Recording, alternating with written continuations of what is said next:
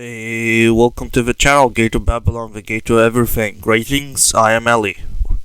So let's go. Let's get to the to today's reply. So as you see in as you saw in the title, so this video is a reply to the channel called Apostate Prophet, and the video is titled "The Truth About the Taliban's Treatment of Women." And the video had 4 segments: the Taliban's promise, what are women's rights, Islamic laws and Taliban laws compared, men in charge of women, and we mostly gonna focus on the last 2 points of his video.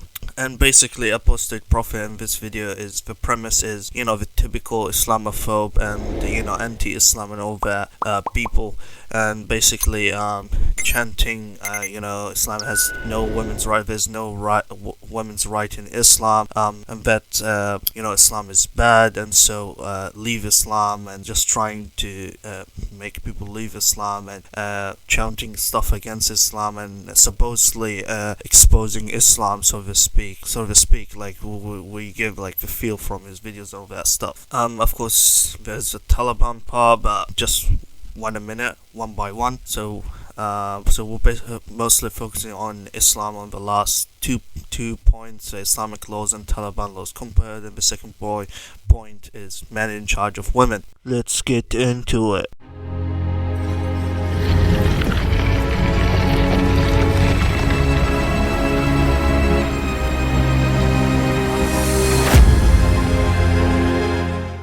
So this is my quick response. The same authority on women is on men. If women or men are really Muslims, then they obey the rules of God non-discriminately, otherwise they're not really fully Muslim. It is God's rules, not men. Women must like those rules, or they are not Muslim. But atheists and must not marry Muslim men. Islam limits both men and women for their best, or they become like animals. It is the present, not the past. 20 years have gone by. Things have changed. Taliban anyway doesn't fully really implement Islam properly. Islam what made the Arabs and the Muslim world. Without it, they are nothing. Islam the only right thing, especially for Arabs. Islam what made us. Going away from Islam makes today shit since the 1908. In Islam, anyone reach the age of puberty are no longer children's or under the age. They are equivalent with plus 18 for both men and women. We do respect women because they are our mothers, sisters before a wife, especially mothers, and as every woman can become a mother, mothers are born in a high regards. Nobody in Islam looks down on women. Also, men have to cover themselves too. Also, the male needs to be reasonable and respectful with his decisions, that must take her will in consideration. If she doesn't like and she has reasons, she can make a case against the man in court. You're saying wrong information, mixed PS stuff. Humans don't understand, and humans obey God, men and women. That is the fundamental rule of Islam. It is God rules. If you are a Muslim, then you are obligated to follow Islam rules, or just don't become a Muslim. It is that simple. We didn't choose the rules, nobody did, and so nobody choose. Look, you like it or not, a Muslim must follow Islam rules. Their Islam or on the least weak. In brackets, if they just correcting myself, if they didn't follow the rules, so at least their Islam is weak. So close bracket, let's continue. It is part of the faith. Going against it is going against people's right of choosing their religion. In bracket, note, Islam rules are just for Muslims. Close bracket. We are the slaves of God, both men and women equally. Stop talking about let them free. Under the rules of Islam, for Muslims, nor men or women are free to their changing like hurricane whims. So setting them free, like how you say, is equivalent with leaving Islam. And that is, my friend, not your choice and an insult to our sisters. It's like asking us, would you like to live from a man perspective and to men, so the sisters are separate, like don't mix these two sentences together. So let's go back a little bit. It's like asking us, would you like to let women go naked in the streets? Bruh, not even me, a boy, mate, go out how girls in modern day do. Next paragraph.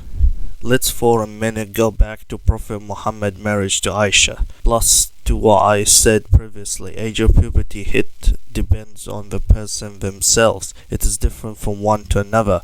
Also in marriage, the person psychology / mentality, character, skills and maturity are some of the stuff that needs to be considered regardless of the age is first. So these things are regarded first before age even. Next sentence. Some might be 30 years old and not ready optimally for marriage. It is not an objective matter. Both Aisha and Prophet Muhammad are a special case individuals. Aisha is special. It is more than that. The way things back then is different. If you would go back in time, you would not think she's young. She wasn't what her age says. Also, Prophet Muhammad wasn't today's typical old man. Actually, Prophet Muhammad was slightly above average of his time and people, strength, extra, all that stuff. Prophet Muhammad is well known to have the strength of 10 strong men at the age of 50. Like hundreds of years, more thousands of years before Prophet Muhammad, unlike in the movie and most people idea about King Leonidas of Sparta, he wasn't at the time of the battle of Thermopylae, 480 BCE, with a full-colored beard, black or brown, whatever, dark brown,